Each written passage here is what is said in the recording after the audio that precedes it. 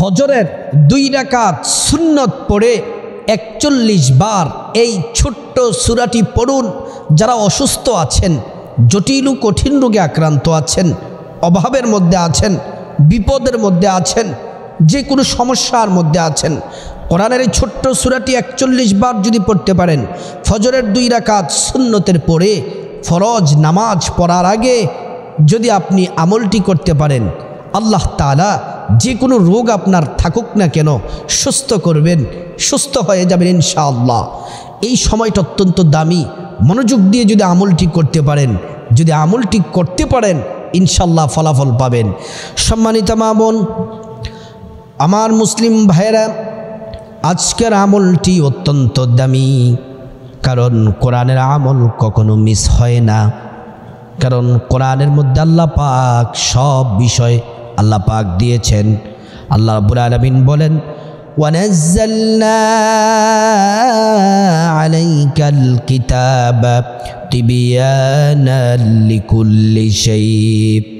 আল্লাহ রাব্বুল আলামিন বলেন, কোরআনুল কারীমে সকল বিষয় আছে, সমস্ত বিষয়গুলো আল্লাহ রাব্বুল আলামিন কোরআনুল কারীমের মধ্যে তুলে ধরেছেন। আমাদের যা কিছু প্রয়োজন, যা কিছু আমাদের জন্য দরকার, কিভাবে আল্লাহর কাছে চাইব, রিজিক, আমাদের সম্মান, যা কিছু প্রয়োজন, বান্দা যখন বিপদে পড়ে যাবে কোরআনের কাছে যদি আসে, কোরআন আমাদেরকে সঠিক রাস্তা দেখিয়ে দেয়। সুবহানাল্লাহ। আর এই কোরআন হচ্ছে সমস্ত রোগের মহা ঔষধ। আল্লাহ পাক কোরআনুল কারীমের মধ্যে বলেন, ওয়ানাজ্জালনা আলাইকাল কিতাব। আল্লাহ রাব্বুল আলামিন কোরআনুল কারীমের মধ্যে বলেন, ওয়ানুনাজ্জিলু মিনাল কুরআনি মা হুয়া শিফাউন ওয়া রাহমাতুল লিল মুমিনিন। কোরআন হলো সে কোরআন, যে কোরআনকে নাজিল করেছি মুমিনদের জন্য শিফা হিসাবে। এটা মানুষের দেহকে সুস্থ রাখবে, আত্মাকে সুস্থ রাখবে, এবং মুমিনদের জন্য রহমত এই কোরআন। আল্লাহ পাক আরো বলেন, কুল হুয়া লিল্লাযীনা আমানু হুদাও ওয়া শিফা। এই কোরআনটা হলো প্রতিটি মুমিনের জন্য হিদায়াত এবং শিফা। সম্মানিত মা বোন, আসুন আমলটি জেনে নেই। কোরআনের আমল মিস হবে না, বুলেট মিস হবে, কোরআনের আমল মিস হবে না। আগে আপনার কনসেপ্ট ক্লিয়ার করতে হবে, মনটাকে দৃঢ়তার সাথে 100 রাখতে হবে। সব কিছুর মালিক আল্লাহ, রোগ থেকে মুক্তির মালিক আল্লাহ, বিপদ থেকে মুক্তির মালিক আল্লাহ। আল্লাহর হুকুম ছাড়া কিছু হয় না, আল্লাহ সব কিছু করতে পারেন। ইন্নাল্লাহা আলা কুল্লি শাইইন কাদির। সমস্ত কর্তৃত্ব বরত্ব শুধুমাত্র আল্লাহর। এই কথাটি মনে প্রাণে বিশ্বাস রাখতে হবে। আল্লাহ রাব্বুল আলামিন আমাদেরকে বারবার আল্লাহ রাব্বুল আলামিন বলছেন, বান্দা যে কোনো সময়, যে কোনো মুহূর্তে আমি আল্লাহর কাছে সাহায্য চাও। নাসরুম মিনাল্লাহি ওয়া ফাতহুন করিব। আল্লাহ পাকের সাহায্য অতি নিকটে আছে। ফজরের নামাজের সুন্নাত পড়বেন। ফজরের নামাজের সুন্নাত পড়ার আগে আল্লাহ পাকের আরেকটি বিধান আপনাকে মানতেই হবে। ওইটি যদি ভালোভাবে না করেন আপনার নামাজ হবে না। সেটি আল্লাহ তাআলা কোরআনের মধ্যে সুন্দর করে সুস্পষ্ট ভাষায় বর্ণনা করেছেন। ইয়া আইয়ুহাল্লাযীনা আমানু ইযা কুমতুম ইলাস সালাহ ফাগসিলু ওয়ুজুহাকুম। আল্লাহ পাক বলেন, ঈমানদারেরা, তোমরা নামাজে দাঁড়ানোর আগে তোমরা সুন্দর করে তোমরা ওযু করে নাও। যার ওযু যত সুন্দর হয় তার নামাজ তত সুন্দর হবে, যার ওযু হয় না তার নামাজ হবে না। ওযু যদি ভালো হয়, সুন্দর হয়, আল্লাহ পাকের পক্ষ থেকে 2টি পুরস্কার। 1 নাম্বার পুরস্কার, ওযুর পানির সাথে আপনার জিন্দেগির গুনাহগুলো মাফ হয়ে যাবে। 2 নাম্বার পুরস্কার, হাসরের ময়দানে আল্লাহ পাক আপনাকে ক্ষমা করে জান্নাতের ফয়সালা করে দিবেন। সুবহানাল্লাহ। ওযু যখন শেষ হয়ে যাবে, আকাশের দিকে তাকিয়ে শাহাদাত আঙ্গুলটি এমন করে উঁচু করে কালিমে শাহাদাত পড়বেন, আশহাদু আল্লাহ ইলাহা ইল্লাল্লাহু ওয়াহদাহু লা শারীকা লাহ ওয়া আশহাদু আন্না মুহাম্মাদান আবদুহু ওয়া রাসূলুহু। আল্লাহ পাক বলেন, জান্নাতের ফেরেশতারা গেটগুলা খুলে দাও, দরজাগুলা খুলে দাও, আমার বান্দারা যে দরজা দিয়ে মনে চায় ওই দরজা দিয়ে জান্নাতে প্রবেশ করবে আর জান্নাতের নাজ নিয়ামত ভোগ করবে। সুবহানাল্লাহ। সুন্দর করে ওযু করে নেবেন। ওযু যখন শেষ হয়ে যাবে, মা বোনেরা বাসায় নামাজ পড়বেন, পুরুষরা মসজিদে নামাজ পড়বেন।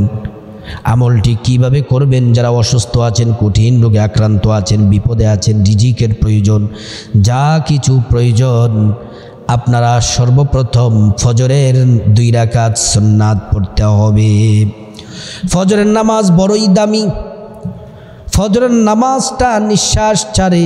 আল্লাহ পাক কোরআনের মধ্যে বলেন, ওয়াল ফাজরি ওয়ালায়ালিন আশর ওয়াশ-শাফঈ ওয়াল ওয়াতর। ফজর নিঃশ্বাস ছাড়ে, জান্নাতি নিঃশ্বাস। এটা কাফের মুনাফিকদের গায়ে লাগে না, শুধুমাত্র ঈমানদারদের গায়ে লাগে। সুবহানাল্লাহি ওয়া বিহামদি। ফজরের নামাজ বড়ই দামি। আল্লাহর নবী বলেন, কেউ যদি রাতের বেলা নামাজ পড়ে যদি ঘুমায় আর উঠে যদি ফজরের নামাজ পড়ে, রাসূলুল্লাহ সাল্লাল্লাহু আলাইহি ওয়াসাল্লাম বলেন, এই এশা এবং ফজরের নামাজ পড়ার কারণে তার আমল নামায় সারা রাত নফল নামাজ পড়লে যত নেকি হতো, এই 2 ওয়াক্ত নামাজ রাতের বেলা পড়ার কারণে আল্লাহ রাব্বুল আলামিন তার আমল নামায় সারা রাত নফল নামাজের নেকি দিয়া দেন। সুবহানাল্লাহ। সম্মানিত মা বোন, ফজরের 2 রাকাত সুন্নত অনেক দাম, অনেক দাম। রাসূলুল্লাহ সাল্লাল্লাহু আলাইহি ওয়াসাল্লামের প্রিয়তমা স্ত্রী আমাদের আম্মা জান আয়েশা সিদ্দিকা রাদিয়াল্লাহু আনহা বলেন, জগৎবাসীরা শুনে নাও, জেনে নাও, ফজরের 2 রাকাত সুন্নতে তো দাম।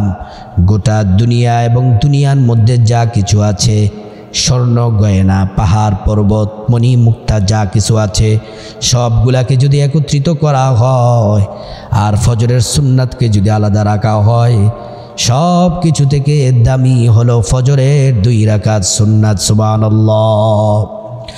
রাসূল করিম সাল্লাল্লাহু আলাইহি ওয়াসাল্লাম আরো বলেন, ফজরের নামাজ আল্লাহর যে বান্দা বান্দিরা পড়বে, আল্লাহ পাক তাদের দায়িত্ব নেন, তাদের কোনো বিপদ হবে না, অভাব হবে না, রিজিকের কোনো টেনশন করতে হবে না। আল্লাহর পক্ষ থেকে গায়বী রিজিক, ধন দৌলত দিয়ে ধন্য করে দিবেন। সুবহানাল্লাহ। এবার আসুন, ফজরের 2 রাকাত সুন্নাত পড়বেন। ফজরের 2 রাকাত সুন্নাত পড়ার পরে বসবেন, 1 গ্লাস পানি নেবেন, 1 গ্লাস পানি নেবেন, অথবা ছোট্ট বোতলে খাবারের পানি, অথবা 1 গ্লাস পানি নেবেন, খাবারের পানি নিয়ে সর্বপ্রথম রাসূল করিম সাল্লাল্লাহু আলাইহি ওয়াসাল্লাম যে গুনাহ মাফের দোয়াটি শিখিয়েছেন, সেই ছোট্ট ইস্তেগফারটি 3 বার পড়বেন, অথবা 11 বার পড়বেন। 11 বার পড়াটাই উত্তম। ছোট্ট ইস্তেগফার, আস্তাগফিরুল্লাহ ওয়া আতুবু ইলাইহি, আস্তাগফিরুল্লাহ ওয়া আতুবু ইলাইহি, আস্তাগফিরুল্লাহ ওয়া আতুবু ইলাইহি। এই ইস্তেগফারটি 11 বার পড়বেন। তারপরে রাসূল করিম সাল্লাল্লাহু আলাইহি ওয়াসাল্লামের প্রতি মহব্বত, ভালোবাসা নিয়ে 11 বার দুরূদ শরীফ পড়বেন। নামাজের দুরূদ, দুরূদ ইব্রাহিম। اللهم صل على محمد وعلى آل محمد كما صليت على إبراهيم وعلى آل إبراهيم إنك حميد مجيد اللهم بارك على محمد وعلى آل محمد كما باركت على إبراهيم وعلى آل إبراهيم إنك حميد مجيد درود إبراهيم 11 বার পড়ার পরে أعوذ بالله من الشيطان الرجيم بسم الله الرحمن الرحيم শুদ্ধ করে পড়বেন। তারপরে পড়বেন আলহামদুলিল্লাহি রাব্বিল আলামিন আর রহমানির রহিম মালিকি ইয়াউমিদ্দিন إياك نعبد وإياك نستعين اهدنا الصراط المستقيم صراط الذين أنعمت عليهم غير المغضوب عليهم ولا الضالين آمين এভাবে আউযু বিল্লাহ বিসমিল্লাহ সহ আলহামদু সূরা ফাতিহা সবটা 41 বার পরে এই যে গ্লাসের যে পানি আছে সে পানির মধ্যে বিসমিল্লাহির রহমানির রহিম বলে 3 বার ফু দিবেন, ফু। তারপরে আবার 11 বার দুরূদ শরীফ পড়বেন। তারপরে এক গ্লাসের পানিটি রাসূলুল্লাহ সাল্লাল্লাহু আলাইহি ওয়াসাল্লামের 6টি নিয়ম মেনে পানিটি পান করবেন।